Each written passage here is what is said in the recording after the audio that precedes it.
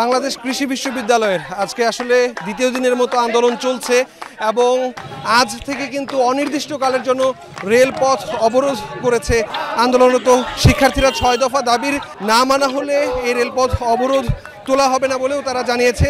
আজ কিছুক্ষণ আগে বিশ্ববিদ্যালয়ের চত্বরের ভেতরে যেই সকল ব্যাংক বিমা রয়েছে এবং একই সাথে প্রশাসনিক ভবনের যে কোষাধ্যক্ষের কার্যালয় রয়েছে সেই কার্যালয়গুলো কিন্তু তারা কার্যক্রম বন্ধের জন্য এখন এই মুহূর্তে যাচ্ছে।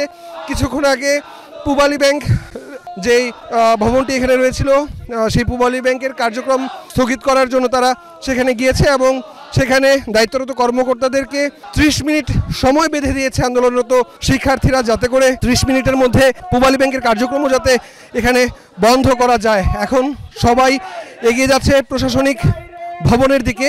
সেই প্রশাসনিক ভবনের যে কোষাধ্যক্ষের কার্যালয় রয়েছে সেই কোষাধ্যক্ষের কার্যালয়ে কার্যক্রম তারা স্থগিত করার জন্য এখন এই মুহূর্তে যাচ্ছে। আসলে এই মুহূর্তে ধীরে ধীরে বাংলাদেশ কৃষি বিশ্ববিদ্যালয়ের এই সংকট ধীরে ধীরে বেড়েই চলছে। তবে আমরা দেখেছি যে আসলে এখন পর্যন্ত 2 দিন অতিবাহিত হলেও কৃষি বিশ্ববিদ্যালয়ের যেই প্রশাসনিক কর্মকর্তা যারা রয়েছেন তাদের পক্ষ থেকে কিন্তু এখন পর্যন্ত শিক্ষার্থীদের সাথে যোগাযোগ করা হয়নি এবং শিক্ষার্থীরা অভিযোগ করছেন তাদের সাথে শিক্ষকরা এখন পর্যন্ত যোগাযোগ করেনি। শিক্ষকরা যোগাযোগ না করার কারণে এই সংকট কিন্তু ধীরে ধীরে বেড়েই যাচ্ছে। আসলে শিক্ষার্থীরা আমাদেরকে একটু আগে যেটা জানিয়েছেন যে শিক্ষার্থীরা ক্লাসে ফিরে যেতে চান। শিক্ষকরা যদি দ্রুত সময়ের মধ্যে তাদের দাবিগুলো মেনে নেয় তাহলে তারা দ্রুত সময়ের মধ্যে আসলে শ্রেণীকক্ষে ফিরে যাওয়ার সুযোগ পাবেন বলেও আসলে তারা জানিয়েছেন। নায়াসিনামাইড ও স্যালিসাইলিক সমৃদ্ধ লিলি ফেস ওয়াশ যা ফেসের ডেড স্কিন সেল দূর করে দেয় দ্বিগুণ ফাস্টার ব্রাইটেনিং। একটু জানিয়ে রাখি, গত রবিবার কম্বাইন্ড ডিগ্রির দাবিতে ভেটেরিনারি অনুষদ এবং এনিম্যাল হাজবেন্ডারি অনুষদের শিক্ষার্থীরা যে আন্দোলন করছিলেন সেই আন্দোলনের এক পর্যায়ে একাডেমিক কাউন্সিলে উপস্থিত সকল শিক্ষক উপাচার্য সহ প্রায় 200-রও অধিক শিক্ষককে অবরুদ্ধ করে রাখে আন্দোলনরত শিক্ষার্থীরা।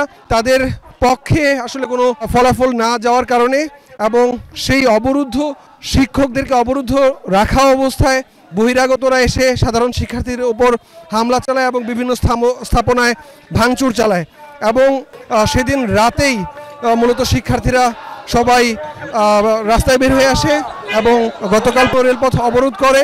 জনদুর্ভোগের কথা মাথায় রেখে তারা আবার রেলপথ প্রায় 2.5 ঘন্টা পর রেলপথ অবরোধ ছেড়ে দেয় এবং আজ সকাল থেকে কিন্তু ঢাকা ময়মনসিংহ রেলপথ অনির্দিষ্টকালের জন্য বন্ধ করে দেয় তারা।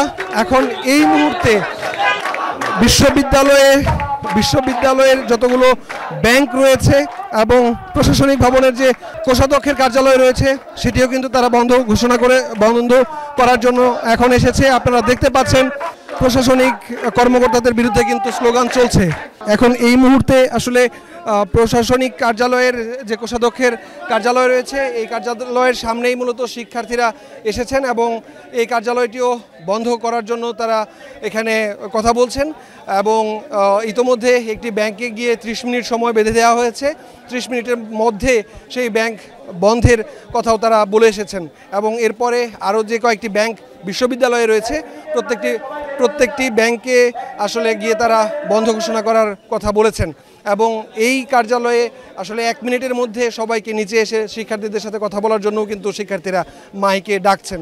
এই ছিল আসলে আমার কাছে বাংলাদেশ কৃষি বিশ্ববিদ্যালয় ক্যাম্পাস থেকে সবশেষ খবর।